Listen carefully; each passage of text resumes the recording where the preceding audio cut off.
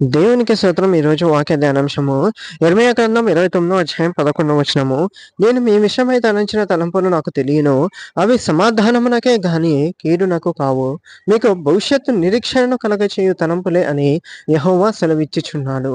చూడండి, మనం ఉన్న పరిస్థితులను బట్టి, మనం ఎదుర్కొంటున్నటువంటి పరిస్థితులను బట్టి, మనకు వచ్చినటువంటి శ్రమలను బట్టి, ఇబ్బందులను బట్టి, వేదనను బట్టి, ఆర్థిక సమస్యలను బట్టి, నింద వేదనలను బట్టి, అవమానములను బట్టి, అనారోగ్య సమస్యలను బట్టి మనం అనుకుంటాము, ఏంటి దేవాతి దేవుడు ఇలా చేస్తున్నాడు, ఏంటి నా పరిస్థితి, ఎటువైపు పోతుంది నా జీవితం, ఈ అనారోగ్యం ఇంతేనా, ఈ ఆర్థిక సమస్యలు ఇంతేనా, ఈ నింద వేదన ఇంతేనా అని మనం అనుకుంటాము.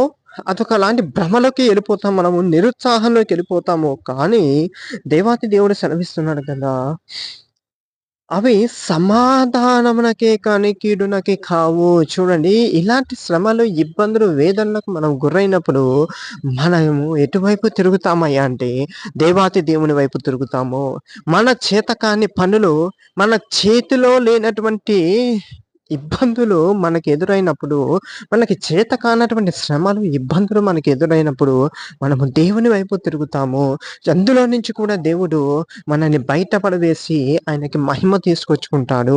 చూడండి, షద్రకు, మెషకు, అబేద్నెగో వారి పట్ల మనుషులకున్నటువంటి తలంపులు, రాజుకున్నటువంటి తలంపు అగ్నిగుండంలో వేసేయడం. కానీ దేవాతి దేవుడు వాళ్ళ మేలు నిమిత్తమై దాన్ని అనుమతించాడు.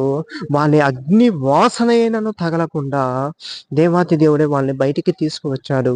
ఆ అగ్నిలో కూడా దేవుడు దిగొచ్చి వారితో పాటు సంచారం చేస్తున్నట్లు రాజు సాక్ష్యం ఇస్తున్నాడు, అన్య రాజు సాక్ష్యం ఇస్తున్నాడు. యేసయ్య నామానికి మహిమ కలుగును కాక.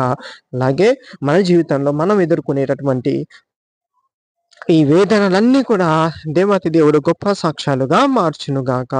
యేసయ్య నామానికి మహిమ, ఘనత, ప్రభావములు చెల్లును గాక. ఆమేన్.